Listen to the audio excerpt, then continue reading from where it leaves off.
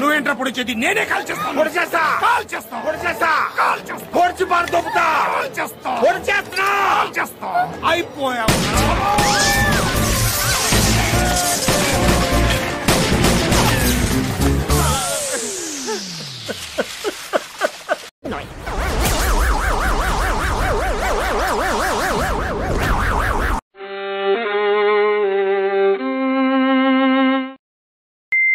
ఇవాళేంటో ఒకేసారి 2 పెద్ద ఫిలిమ్స్ గట్టిగా పెట్టాయి. మార్నింగ్ కూలీ, ఇప్పుడు ఇది. చూడండి, నిద్ర లేదు, సుఖం లేదు, దెబ్బ మీద దెబ్బ, దున్న మీద పుండుని కాకి పొడుస్తున్నట్టు పొడుస్తున్నారా? అఫ్ కోర్స్ మనకి అది కామన్ అయిపోయింది అనుకోండి. ఇప్పుడే 173 minutes of lengthy dead boring Mountain Dew advertisement చూసి వచ్చా.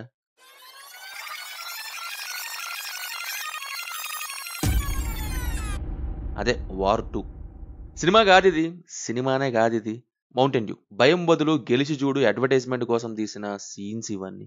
నాకు టార్చర్ అంటే ఏంటో చూపించింది ఇది. అసలు సీరియస్లీ ఒక డౌట్, ఎవరు వీటిని యాక్సెప్ట్ చేస్తున్నారు అని. నేరేషన్ వింటారా, లేకపోతే స్పై యూనివర్స్లో ఏదో ఒకటి దింపాలని దింపుతున్నారా? Even ChatGPT better spy action story రాసిద్ది కదండి. ఇంకా గ్రోక్ గాడ్ అయితే వేరే హాలీవుడ్ మూవీస్ని కలిపి చేసి ఏదో ఒక స్పై యాక్షన్ స్టోరీ అయినా సెట్ చేసేవాడేమో. దెబ్బ మీద దెబ్బ, దెబ్బ దెబ్బ మూవీ అంటే ఎలా ఉంటుందో ఈరోజు అర్థమైంది. వాయించి పడేశారు.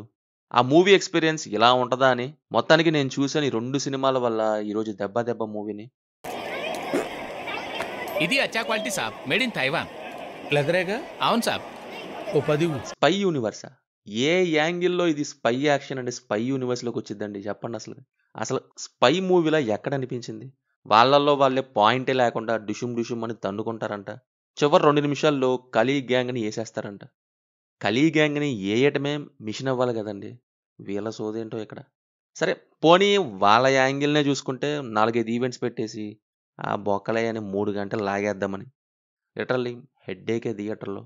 ఒక 25 minutes కబీర్ ఇంట్రో ఇలా మొహానేసే, ఒక 25 minutes విక్రమ్ ఇంట్రో వీళ్ళ మొహానేసే, వాళ్ళిద్దరి యాక్షన్ ఒక 25 minutes వేసే, interval cut 25 minutes flash back వేసే, రోడ్డు మీద చేసాక ఒక చేజ్, ఇప్పుడు నీళ్ళల్లో ఒక చేజ్ సీక్వెన్స్ వేసేయి, కీరా సాంగ్ చూపించి బాగా ప్రమోట్ చేసాం. సో ఆ సాంగ్ కోసం వచ్చిన వాళ్ళ కోసం బికినీ సాంగ్ ఇలా మొహానేసే, చివరిలో ఒక 30 minutes మళ్ళీ తన్ను కూడా వేసే.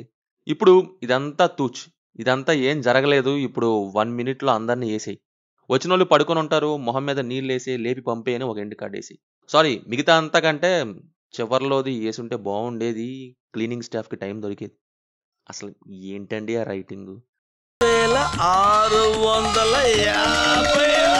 4-5 ఈవెంట్స్ పెట్టేసి బోర్ కొట్టించే యాక్షన్ సీన్స్తో లాగటం. యాక్షన్ క్లిక్ అయ్యిద్ది, ఎప్పుడు స్టేక్స్ ఉండాలి, ఏమైద్దని ఒక టెన్షన్ ఉండాలి, మిషన్లో సీరియస్నెస్ ఉండాలి, యాక్షన్ కిక్ ఇచ్చేలా ఉండాలి. అన్ఫార్చునేట్లీ ఇందులో ఏ ఒక్కటే కూడా లేదు. ఎవరికి ఏమైద్దు అనే పాయింట్ కాదు కదా. ఊర బాబు త్వరగా దన్నుకుంటే నేను పోతాను అనిపించింది. నాకు స్టోరీ అండ్ క్యారెక్టర్ కనెక్షన్ లేకుండా 4-5 ఈవెంట్స్తో సినిమా అంతా లాగేయటం అంటే చాలా చిరాకు. ఆ మాత్రం bots, AI and school kids manage చేయలేరా? నెక్స్ట్ స్పై యాక్షన్ థ్రిల్లర్స్ని రాడ్డు రంబోలా చేస్తున్నారు వీళ్ళు. అసలు ఎలా ఉండాలి? తెలివిగా ఉండాలి.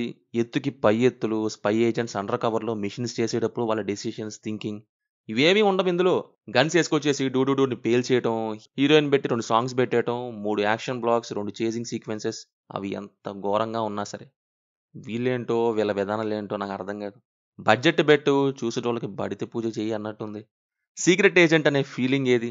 కోవర్ట్ ఆపరేషన్ అనే అట్మాస్ఫియర్ ఏది? అండ్ సస్పెన్స్ ఏది? ఇవన్నీ అడిగితే అంటారేమో. నాకు అసలు ఆ సీన్స్, గాల్లో ఇష్టం వచ్చినట్టు ఎగరటం, ఆ ఘోరాతి ఘోరమైన ఫ్లైట్ సీక్వెన్స్, నెక్స్ట్ కొన్ని దెబ్బలు తగులుతాయి, వాటి బ్యాండేజెస్ లాంటివి ఏమి ఉండవు. నెక్స్ట్ సీక్వెన్స్ నీట్గా స్నానం చేసి జుట్టు దూకుని వచ్చేసి ఆ డైరెక్షన్. ఇంకా ఆ స్పీడ్ బోట్ F1 ట్రాక్ మీద స్పీడ్గా వెళ్ళటం. మీకు ఇష్టం ఉంటే ఆ నీళ్ళలో ఇంకో 20 నిమిషాలు తిప్పుకోవచ్చు కదండి. బట్ ఇలాంటి ఘోరాల్ని మా మొహన కొట్టడం దేనికి? మైండ్ గింగిరాలు తిరిగింది ఆ యాక్షన్ బ్లాక్స్ దెబ్బకి.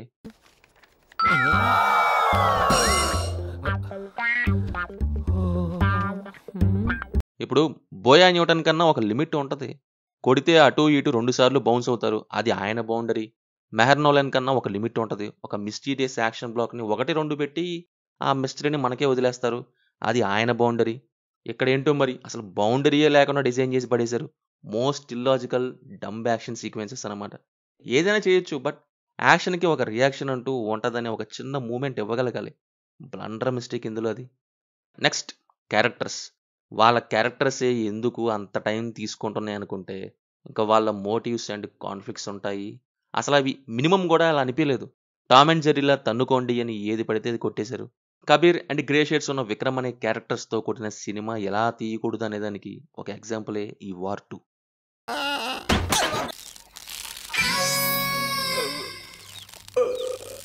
నెక్స్ట్ డైరెక్టర్ విషయానికి వస్తే అయన్ ముఖర్జీ గారు రామ్ కామ్స్ తీయండి. బిగ్ బడ్జెట్ యాక్షన్ జోలికి అనవసరంగా వెళ్తున్నారన్న feeling. Characters genre and action ఏది కూడా సరిగ్గా హ్యాండిల్ చేయలేక ఆయన చేతులు కాల్చుకుంటున్నారు. అది చూసి వాళ్ళకి పాస్ చేస్తున్నారు.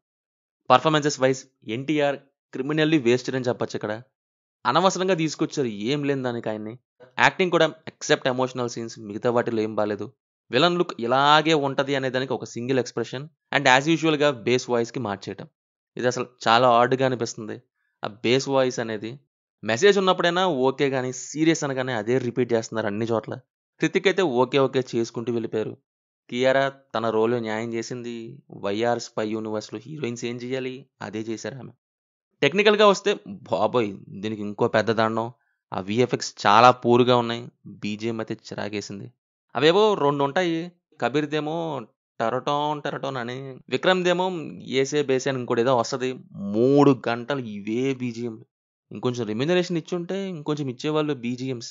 ఏం చేద్దాం, ఆ సాంగ్ మీద పెట్టారు కాన్సన్ట్రేషన్. విఎఫ్ఎక్స్ బీజిఎంని గాలికి వదిలేసారు. ఫైనల్లీ నా ఊరికైతే రంబోలా అల్ట్రా మ్యాక్స్ ప్రో మీ ఇష్టం. ఇక ఇది తుప్పు పట్టిన రాడ్డు ఇస్కో అందరూ డాల్తే ఇది ఉప్పు కారం బాగా దట్టించిన కేరళ కర్రీ.